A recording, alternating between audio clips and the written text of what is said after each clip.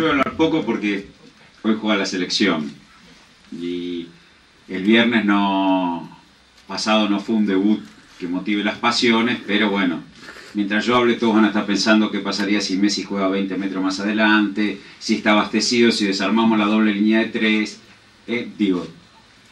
pero bueno, en ese marco, y más allá de los elogios de Antonio, que es un buen amigo, me parece que voy a plantear probablemente más interrogantes que certezas, porque el mundo es eso hoy.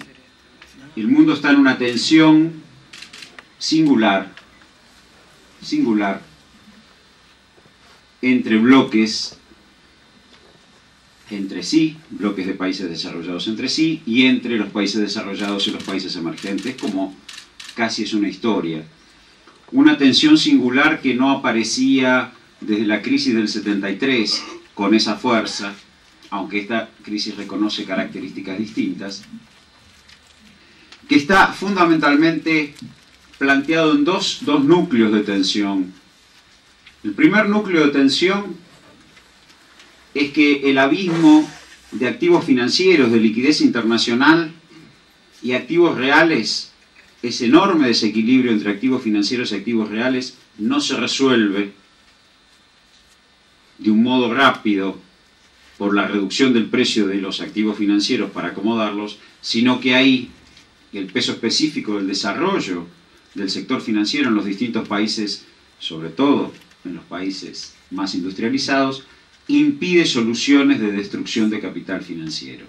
Este es el primer punto a tener en cuenta. Hay una tensión al interior de los propios países desarrollados, y veamos la discusión de la deuda griega, que impide que los activos reales se adecúen a los activos financieros por la vía de la reducción del precio de estos últimos, ya sea en forma inflacionaria, ya sea con quitas de deuda, pero esa es la realidad. Casi podríamos decir que Argentina, en su proceso de reestructuración de la deuda, solo y con mucho liderazgo del entonces presidente Kirchner, fue pionera en este tema de adecuar la relación de los activos financieros a los activos reales. Pensemos que hoy países como Irlanda, como Grecia, inclusive España, tienen coeficientes de deuda que son parecidos a los que Argentina tenía en el 2001, si no superiores. Ahora no recuerdo exactos, pero están por ahí, en torno al 130-140% del producto. O sea que ahí hay una primera tensión al interior de los países desarrollados sobre cómo se reparten los costos de esta crisis, con una fuerte hegemonía de los sectores financieros sobre sus gobiernos para impedir que esa salida tenga características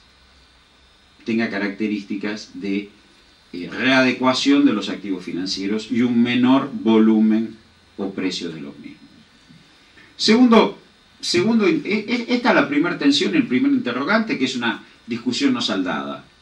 Cualquiera podría pensar que razonablemente en este escenario, en Europa, debiera avanzarse en una depreciación del euro respecto del dólar y respecto del oro, para proveer de mayor liquidez a Europa y por esa vía resolver y facilitar el proceso de integración que cubra las asimetrías de España, de Grecia, de Irlanda, de la Europa Portugal, de la Europa más asimétrica.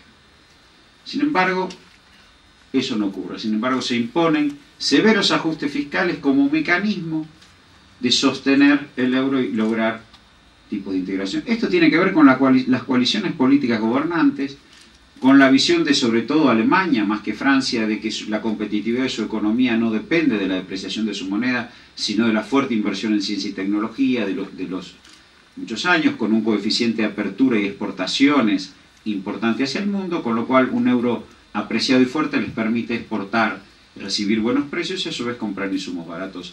Esta es una primera discusión que está planteada hoy al interior del proceso de integración europea, donde evidentemente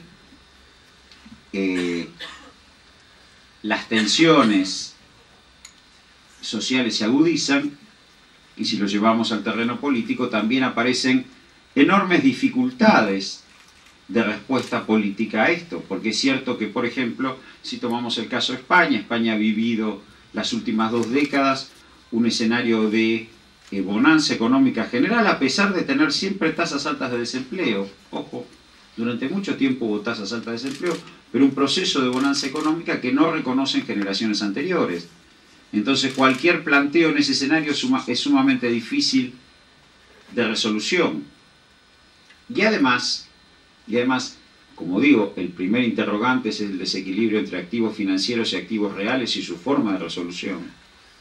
El otro punto importante, en las respuestas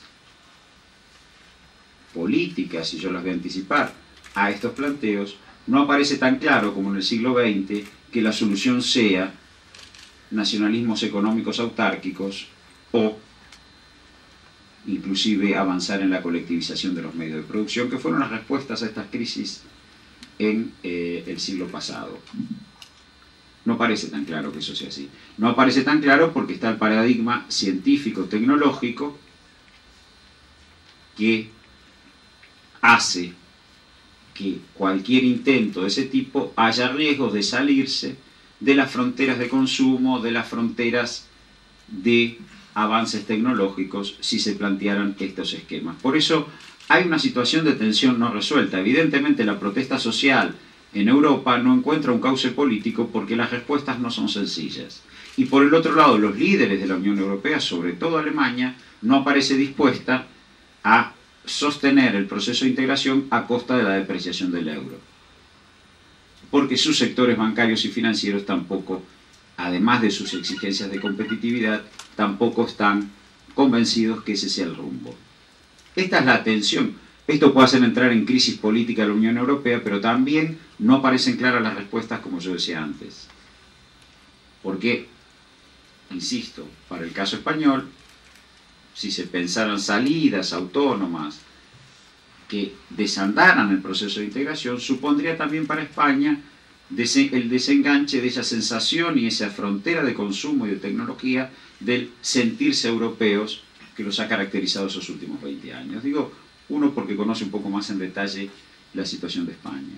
Digamos, las respuestas a las debilidades de competitividad que fueron el traslado de las empresas españolas hacia América Latina y en particular a la Argentina para ganar mercados y hacer escala, y los subsidios recibidos por los fondos de cobertura de asimetrías han encontrado un límite.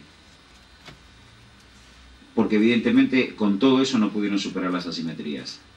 Ahora ese límite que se expresa políticamente y socialmente no parece encontrar respuestas.